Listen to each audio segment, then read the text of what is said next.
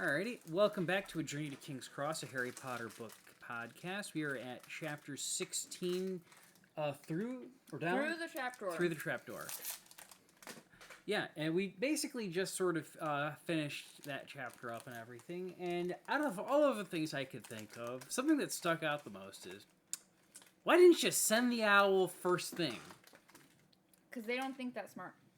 I gotta be honest, I feel like throughout the course of the series, Hedwig would probably have solved quite a few problems just by her own existence, and it's funny that he didn't think of it until after he dragged himself through a good chunk of the actual trial, basically. Which I am convinced, Harry even theorizes it himself at the end of the book, Dumbledore intentionally set up for the trio to make its way through.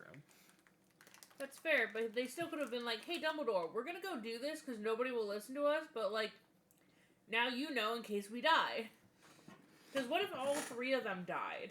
Oh, man. Voldemort wins. Well, yeah, Voldemort wins, and Molly's probably going to be the real reason Dumbledore dies this time around. But, like, hey, they wouldn't have known for a little bit. Like, and finally they'd be like, huh, where did Harry and those other two kids go? Finally, they go down to check on their defenses and be like, oh, look, 3 dead, rotting bodies. Oops. I was going to say that it would probably be whenever they go to feed Fluffy next. But then I was like, well, Quirrell's got to leave at some point. He'll probably take the harps with them and the flute and whatnot and make it seem like nobody was there. To be fair, once he got down there and everything, he probably, if it wasn't for the fact that it'd be such a pain, it'd be like pretty freaking obvious and stuff, he could have probably have continued to try and get there. Theoretically speaking, all 3 of them die and go missing. And Quirrell continues to come back year after year as the Defense Against the Dark Arts, forever trying to get that stupid thing open before all the Death Eaters die of old age, and he never succeeds in it coming back to life. Yeah, because he would never gotten the stone. Plot twist, we don't actually know that it's Quirrell, because the chapter ends at a cliffhanger. It doesn't tell us who it is. Oh, for God's sake, this book's over a decade old. People don't know. A decade? I think we're looking at like 2 decades right now. That would fall under the over a decade category. I have to side with Mitch on this one. I don't want to think about how long it's been. I don't want to either, but I mean, we gotta be real. She's gonna check the book. I am gonna check the book. But I have to admit, though, Ron, like this is 95 or something, 96. Well, no, those are when it won some prizes. It was in 97, but. Well, then it had to have been made before. Oh, there we go. I'm on the right page now. All right. Text copyright 1997. I was 4 years old. I couldn't even read this book then. I was 6. 5. 4, 5, 6. Oh, brother. So, yeah, this is definitely one of Ron's better chapters. I feel like the poor guy got his dues on this one. Manages to knock things out. Though, another irritating nitpick, why didn't somebody be the king? Yeah, because the king effectively never would have gotten hurt. Even if they lost the game, he would have just surrendered. Because they don't think that far ahead, okay? Yeah, Drama. I know I don't know specifically, but I'm recalling specifically that people have commented about this making a lot less sense taking the knight's position, because the knight is one of the pieces that you're more likely to lose in a chess game as opposed to, like, say, your rooks or your queens or your bishops or something along those lines. I mean, like, nobody picked a pawn, thankfully. Could you imagine trying to play freaking chess the entire time, and you've got to protect one of your pawns? That's the worst thing you could ever do. They would have lost. And also, so Hermione talks about how, like, oh, it's the potions test. Oh, it's logic. Most wizards don't have an ounce of logic. But about 2, 3, however many trials ago, it's literally, but there's no wood. Hermione, where was your logic then? Are you a witch or not? It's a good thing. Like, I remember, I remember watching that movie and everything, and, like, Ron, like, them making comments about Ron losing his cool and stuff, and where Harry's like, thank God. Hermione pays attention in herbology and everything. And I'm just sort of like looking back on this and everything. This is so much better. I don't understand why they changed this to take away one of probably only a few amazingly good lines from Ron. They wanted to make Ron look less like a bully because he's kind of a bully in the books. Yeah, but they make him out to be an idiot, and I don't know which is worse. Do you want to be known as being a smart bully or a dumb dumbass? A dumb Smartass. No, dumbass. I want to be a smartass. I want to be. You don't have to be smart to be a smartass, but if you don't know what the heck is going on and everything, and your friends are wondering why you're even there half the damn time. Speaking of friends, damn, Neville. I love how Ron. Stick up for yourself. All Ron. right. Don't do this. You'll lose us points. Not to me. Take my advice and apply it to other people. Don't use my logic on me. You dare use my own spells against me, Potter? Basically. Pretty much. And it's like, another thing is like, imagine if Neville had gone with them. I think a lot of people he 100% would have just aced the herbology thing. Oh yeah, absolutely. Like he would have figured it out. If he didn't pass out from terror at Fluffy first. No wait, because was he with them the first time? Yeah, he was grabbing it. Yeah, he was the one that was tugging on Harry's arm. Like, Harry. Neville, what Neville? Oh, that's what Neville. The problem would have been getting him through the trap door past Fluffy. Probably. To be fair, I do think that Dumbledore was planning with the idea that Neville was going to be involved. Because from the looks of it, like the stone wasn't fully put in place specifically until after Christmas, and so it would have probably given some time for Dumbledore to figure it out. Oh, like all four of them were the ones that went in there. Obviously, they're gonna all four again team up again. It's the Marauders all over again. I hope they didn't do anything. It's fine. I'm not doing anything on that computer, and like this is my primary. So. This is the one that you'd have to worry about accidentally hitting. Don't mind this. We were just having a discussion. I accidentally closed the laptop. I've lost all my progress. We'll have to start this podcast all over. Oh no. I mean, we just started, so it wouldn't be too bad, but except for the fact that we have a time constraint. Oh, you got to go to work, right? Yep. I do have to work at some point. And we have to work early in the morning. Anyway. Let's see here. What else? I love how like McGonagall does not actually give Harry even this Harry knows information he shouldn't actually know. The fact that an 11-year-old was able to figure this out and has concerns about the security should give her a little bit more pause than it's like, oh, you found out about the thing you're not supposed to know about? Maybe that's a sign that somebody else knows about it.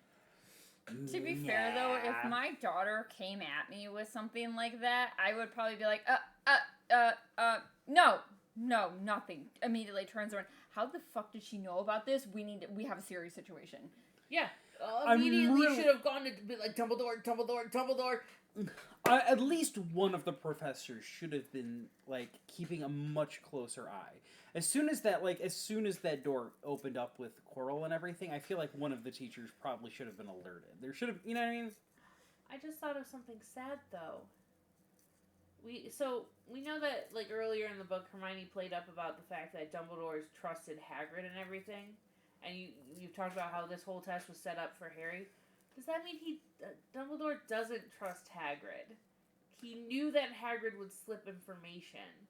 I feel like Dumbledore knows Otherwise, Hagrid. why tell him about the Sorcerer's Stone at all? There's a difference between trusting someone and then, I know you're gonna fuck up, but you're not gonna do it intentionally. But I'm gonna have the safeguards in place in case you do accidentally fuck up. I can trust a person with my life, but that does not necessarily mean I would trust with information. Unless I, That's what I'm saying, is he wasn't necessarily keeping Hagrid informed for the sheer, yes, you're my trusted... I don't think Dumbledore actually has good intentions when it comes to Hagrid.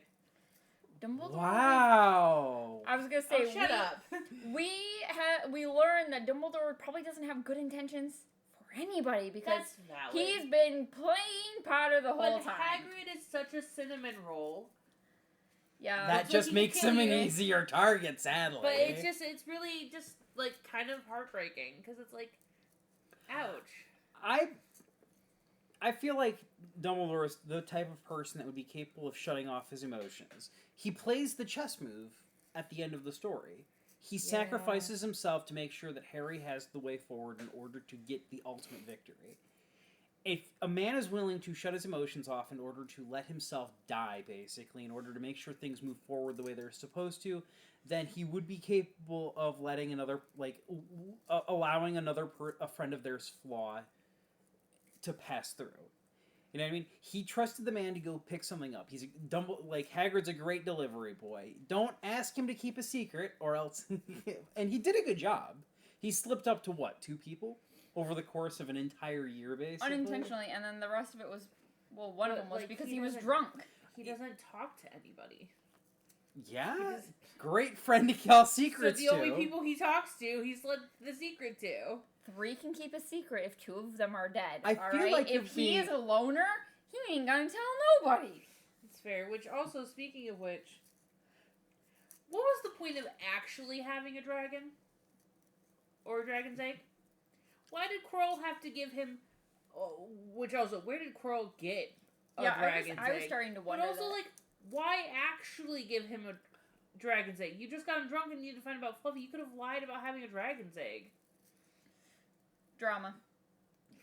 To Maybe be- it'll take to be, Potter To out. be fair, it wouldn't be the first time Voldemort went out of his way to screw Hagrid's life up.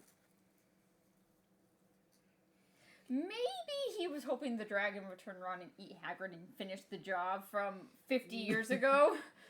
To be fair, if he did get rid of Hagrid in some way, shape, or form, that would be one less thing he'd have to worry about.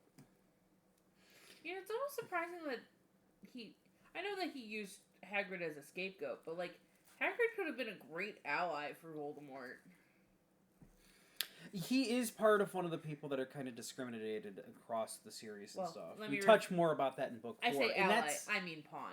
But we get the idea. To be fair, like, Hagrid is part of the class of individuals that basically were the most susceptible to Voldemort because, you know, as much as everything kind of goes back to normal at the end of the Harry Potter series, they don't really touch on a lot of the things that Voldemort took advantage of over his career as the most evil. once people found out he was actually half giant, people, like, parents were super against that and shit. It's one thing if you think he was just a big dude, but, like, once they found out he was actually half giant, they're like, oh no, we don't want that around our kids.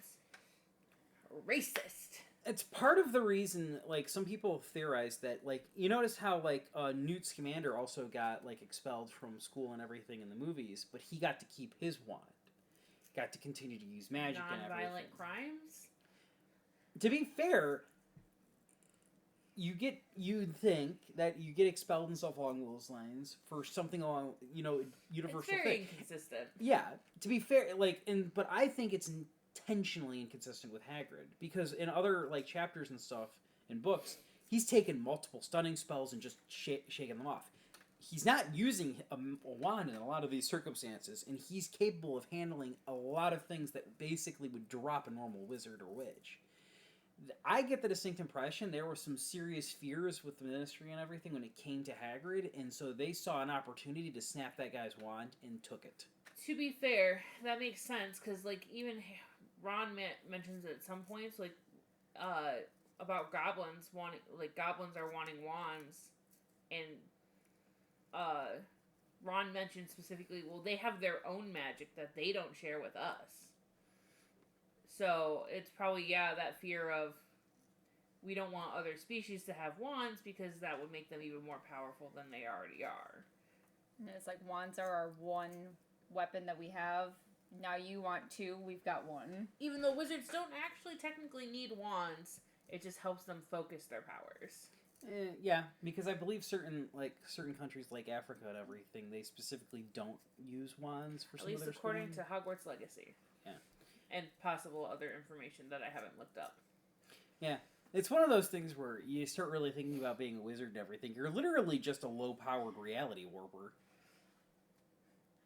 Sorry, I just started thinking about, like, why Africa wouldn't use wands, but then if you think about it, most of Africa is either a desert or savanna. There's not a lot of trees. And they regularly get wildfires. So I think having a wooden wand would be a hazard there because if where you're at in Africa suddenly goes up in flames, your wand's gone. I think we're bordering a little on the uncomfortable side of this. All right, we can move on. I was thinking what I've seen in. I feel like there's enough trees to make wands, but I didn't say there was no trees. But yeah. Anyways, they probably were like Hagrid. Absolutely not. All right, trying to steer this back around and stuff. To be fair, Egypt is also kind of a big location in Africa and stuff along those lines, and I seriously doubt they'd have a whole lot of options in terms of trees there, to be perfectly honest. Right? I don't think that's right. They have I mean, trees? near the Nile and everything, but that's also going to be where a lot of people are and stuff along those lines in terms of muggles. True, but I also, and I apologize if I am getting my information wrong. I'm pretty sure Egypt isn't as much desert as we think it is. It's just Hollywood has been very much desert equals Egypt. And I think that's a lot of that. Fair enough. I'm not My exactly... geography skills are not great, and I apologize. Not exactly a well-traveled individual, so entirely fair. But yeah, the whole trapdoor thing and stuff, like the potions and stuff, I feel like there's already a block. Only one person could go through during the potions challenge and stuff. But that raises another question. How did Quirrell get through? Did the potions just reset themselves after he left? I think, no, there's just not a lot left in the potion bottle. Yeah, because it said there was only enough for one person to be there was a smaller amount in it. That would automatically give it away. You would automatically, yes! Hermione's sitting there trying to figure everything out, and Harry just Literally, Ron. just pick up the bottles to that's see why Ron needed to get knocked out. out. That's why Ron needed to get knocked out. Because he would have been honestly, woman. That one's half empty. Let's go with that one. Unless they couldn't see through the bottles.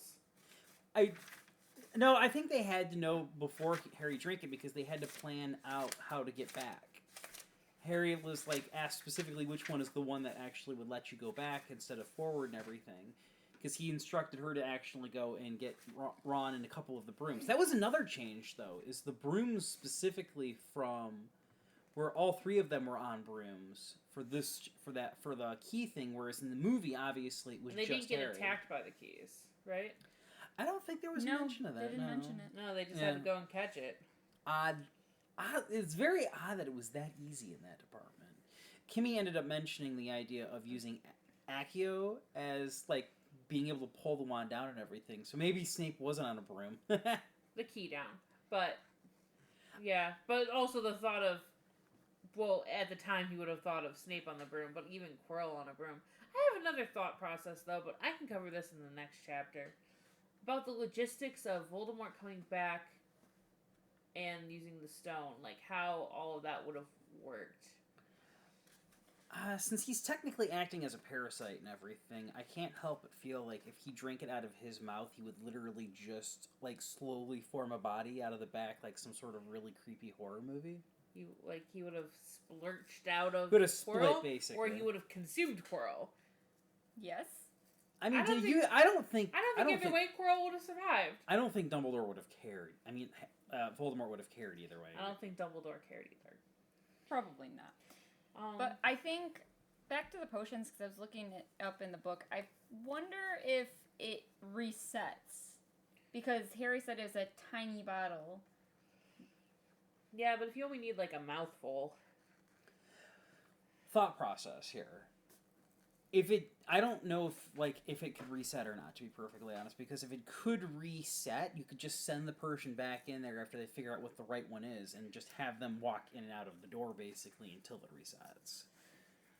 But then again, if you know it's there, why wouldn't you prepare the potion beforehand and just drink it when you get there? Because Snape would have told Quirrell what his actual test was. So technically, if Quirrell was super smart and decided not to try to go through the whole frickin' rigmarole, or if Snape only told him, like, vague specifics, like, oh yeah, there's a potion quiz, basically, I put down there. You gotta go past a certain, like, type of flame. Wouldn't it have made more sense to make the potion? Because not all wizards are good at potions. I mean, to be fair, though, you would want somebody to get past it, theoretically, if you're doing this as a quiz for a first year. The whole point is that nobody got past. Well, I guess, yeah, you're right. Dumbledore wanted Harry to be able to get past it. But the whole point was, theoretically, the whole point was that nobody was supposed to be able to get past the defenses. Or all of them. And Harry walked right through them. Pretty much. Granted, he had a team of specialized idiots, friends. Rude. Honestly, woman, you call yourself a witch? The thing is, though, man. You would need to provide in some semblance of instructions to get past the actual thing. So, like, I feel like if you made it so creating a potion was how you get it, most witches and wizards have a basic idea of how to follow a potion's instructions. So I feel like that wouldn't have been the best. Yeah, well, Neville's not the one going down here. He here. didn't say every witch and wizard. He said most. That's all fair. right? But also, just because you can follow the instructions doesn't mean that the potion comes out right. Also, do you think those potions were stable, like, from the time that Snape put them there? Or do you think shelf-stable? Or did he have to go down there and, like, rebrew some of these potions? Over the course of the entire year. Oh, God, that might be why he was so irritable throughout most of this. He had to go down there, and, like, some of these are probably not easy potions either. And he's got to go get Hagrid so Hagrid can get past Fluffy so he can head down there again. But that means Snape has to go through literally every challenge. Over and over and over again. That poor troll. I wonder how many times has he been knocked out? How many times do you think Snape lost at chess before he figured it out? Oh, God. Yeah, I assumed the potions were shelf-stable. I just like the idea of McGonagall, like, cackling to herself every single time he comes back with chest dust on his shoulders or something. She's just sort of like, I hate your challenge most of all. But then, no, they would have to be shelf-stable, because then he would have only gotten bit the one time. Or he wouldn't have gotten bit if he knew how to get past Fluffy. He would have had to go ask Hagrid to get him through in some way, shape, or form. Why was the chest McGonagall? Her skills lie in Transfiguration. Yeah. But she probably... It would have been more in the charms department. Okay, look, you already chewed me out for going into the specifics of the different types of spells and stuff between what Transfiguration and charms are required and stuff. I'm not going back through this conversation again. I think we did. Yes. It sounds familiar. I'm not. Nope. Never again. Okay, but well, I don't remember. I'd have to go listen if I wanted to. But wouldn't it though? I'm not touching this one. Transfiguration would be transforming something, but like changing size or enchanting something to come to life, that would be more in the... No, we were talking about... I thought we were talking about charms versus curses and jinxes. No, I brought up all of the different In things. any case, we had already discussed how does one classify a spell. Yeah, I'm just not bringing this back in because I swear... I'm just saying, I still feel like it's more Flitwick's department than McGonagall's. Maybe it's just she's good at chess, so that's how she made it work. I would love to go back over these episodes and stuff to find this conversation again and see which side it is. And I would love if you were actually could stitch them together to have it so you're arguing with yourself over this form. But... Or was I the one who is... Or are you setting me up to fall back into the original side I was on where I argued for... I don't remember. I'm just saying that it doesn't make sense that it would be Transfiguration. If I had a different argument before, then, call me out in the comments, guys. But, just saying, it sounds more of a charms thing. I'm going to be honest. I get the distinct impression she probably was in response. Like, if she went down there, she probably brought some, regular chess pieces, transfigured them into regular, into the wizard chess pieces. Because Harry did get a chess set for Christmas through the crackers and stuff. But it was still a wizard chess set. Yeah, I didn't say it wasn't. I said it so that means that if either they go out and get them specifically, and you can get some really dope ass chess sets from basically the equivalent of paper crackers, more or less, Or some of the teachers may be involved in creating some of the actual items. And if she can create, like, the required transfiguration spells to create a spell that would allow you to create your own wizard's chest setup, It still feels more and like a charm. then using a growth charm to make them full size. To be fair, though, they have to be able to they act differently than the ones They're that semi-sentient. well, the ones that Ron had were sentient. Yeah. But they seem to have a different sentience. There is something different about them that could have They're required newer, transfiguration. so they might not have gained as much personality as Ron said. It's possible. They also had a very specific task. Yeah. It would not surprise me in the slightest if they had other aspects to them that she had applied to them in order to make sure that if somebody tried to cheat, the thing would really act up. Probably. So let's go. Back to the exams that they had to take. We haven't gone over that because at the beginning of the chapter they were focusing on their exams. Which also, it's sweltering hot in their classes, so obviously Hogwarts doesn't believe in AC. Unfortunate. Well, to be fair, they are in Scotland. They usually don't have to worry too much about the temperature nearly as well. At least not in the 90s. Or a nice enchanted breeze. In the 90s, but didn't we already discuss at the beginning that they're usually in the far north? So it's not going to be as hot as what we experience here in the Midwest. Oh, it'd still True. probably be unbearable, but it would yeah. probably. I mean, to them, they're used to cooler temperatures. Yeah, but to them, but I've heard to them, sweltering hot could be like a 70 degrees. But I've also We're here in Michigan where sweltering hot to us is like 85 to 90. 85 to 90 or pushing 100. But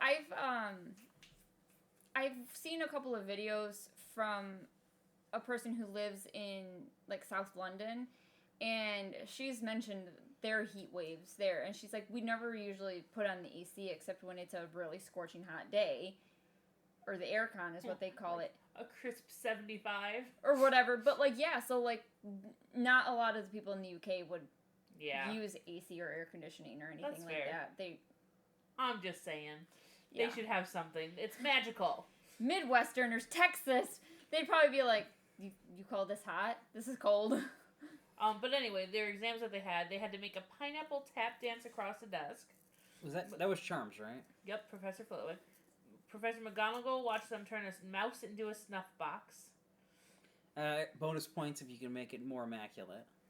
And then Snape made them all nervous while they tried to remember how to make a forgetfulness potion. Oh God! I have to admit, I find that whole thing rather amusing. Like, come on, that's just clever. I'll give Rowling some props on that one. That's clever.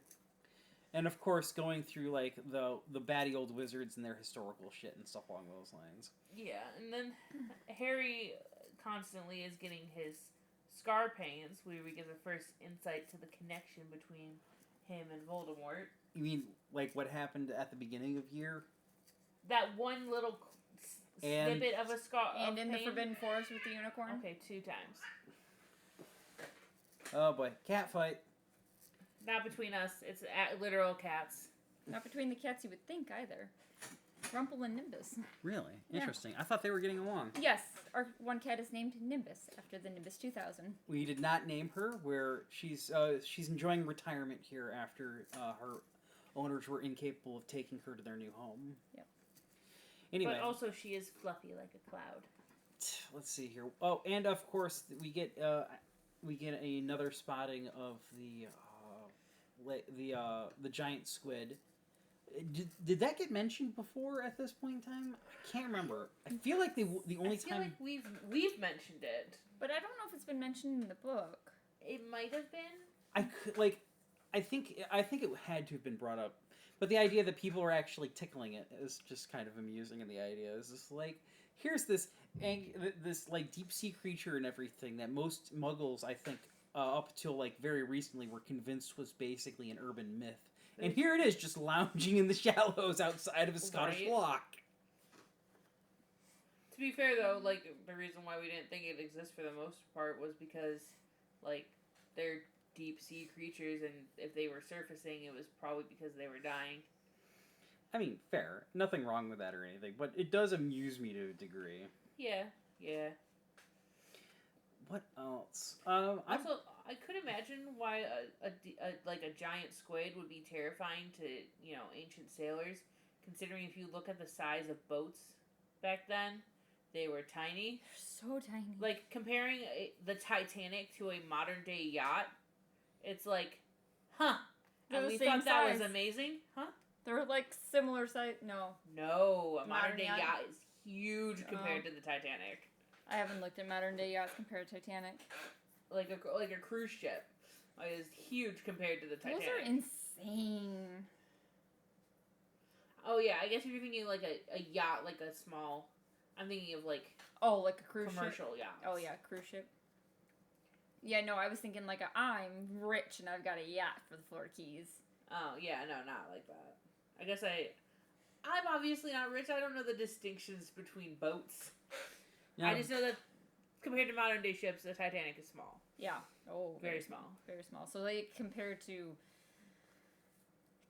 to like the wooden ships that they had hundreds Those of years were ago. tiny. Those were so tiny. Yes, a squid of any size would be absolutely terrifying. Which makes it even more impressive that people were whalers, catching fucking blue whales Fuck, with man. these little tiny boats. Okay, we are way off topic. Isn't that here. what we're good at here? Kimmy's got time and stuff that she needs to make and everything. Weren't you just making a mention of that? Not even Giant 5 squid, minutes ago. tickling tentacles. Right. We I was already Trying to see if it we had been touched- mentioned previously in the book, and I hadn't found it. But Hagrid was mentioned. We talked about Neville standing up and everything. The quizzes. Hermione and Ron and the others talking to McGonagall and everything. Issues with authority probably started to right around here when they went immediately to a teacher and got completely ignored. Can't say I blame them on that front. Gone through all of the different challenges more or less. I think we touched on the troll. We didn't speak too much on it, but to be fair, that's barely a footnote. it's like a one sentence. Yeah. I have to admit, though, the cliffhanger ending, though, for this chapter is definitely amazing. I could only imagine, like, I watched the movie before I read the book and everything, so I already kind of knew the secret.